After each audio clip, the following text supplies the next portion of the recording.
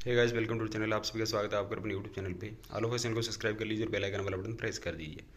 तो फ्रेंड्स, अभी IBPS clerical का नोटिफिकेशन आया और 6000 प्लस वैकेंसी उसमें देखने को मिली है। बट अभी बहुत सारे बैंकों ने एनआर लिखा हुआ है, इन्हें नोट रिपोर्टिंग, तो वैकेंसीज और बढ़ेगी। हर साल यही होता है, जब नोटिफिकेशन आता है वैकेंसीज कम होती है और जब फाइनल आता है तो वैकेंसीज बढ़ जाती है आईबीपीएस क्लरिकल आईबीपीएस पीओ में।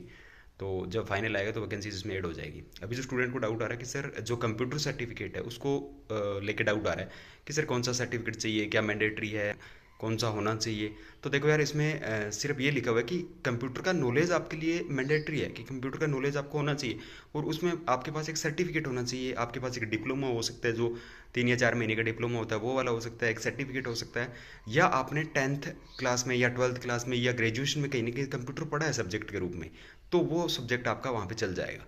तो ये वाला डाउट आपका यही है कि या तो आपके पास डिप्लोमा हो, या अभी नहीं है तो आप लोग बनवा सकते हो डिप्लोमा।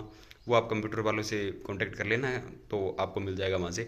और बाकी अगर आपने ग्रेजुएशन के अंदर एज ए सब्जेक्ट पढ़ा हुआ है उसको, मान लो उसके अंदर अपने जैसे बीकॉम के अंदर कंप्यूटर आता है और इकोनॉमिक्स होती है, तो वहाँ पे कंप्यूटर चूज़ कर सकते हैं अपने इकोनॉमिक्स की जगह।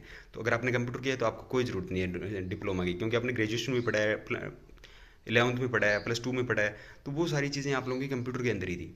अब मान लो किसी के पास ऐसा सब्जेक्ट है जिसने ना तो 11th में, ना 12th में, ना ग्रेजुएशन में कभी कंप्यूटर पढ़ा है, जिसने कभी कंप्यूटर पढ़ा ही नहीं है, तो उसके लिए ज़रूरी है कि वो यार अपना सर्टिफिकेट बनवा लो।